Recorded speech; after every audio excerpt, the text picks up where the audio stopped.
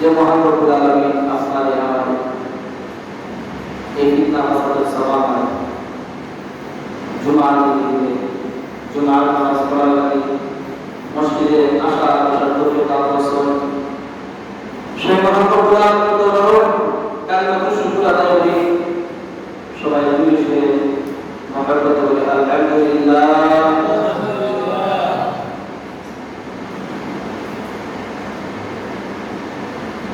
আজকে জুমার জন্য খুব ফজিলত। আমরা বলতে পারি না জুমার জন্য ফজিলত সম্পর্কে হাদিস শরীফের মধ্যে আছে যে ব্যক্তি জুমার দিন সতর্কতা মসজিদের মধ্যে আসবে একটা খুব পরিমাণ বলে সেই পরিমাণ সওয়াব হয়, ওই পরিমাণ সব বান্দা না হয় আল্লাহ সুবহানাহু ওয়া তাআলা সুবহানাল্লাহ আইসি ফজিলত। এটা আমারটা সওয়াব থেকে আপনাকে আগ্রহ হবে। আপনি ওখানে কি করেন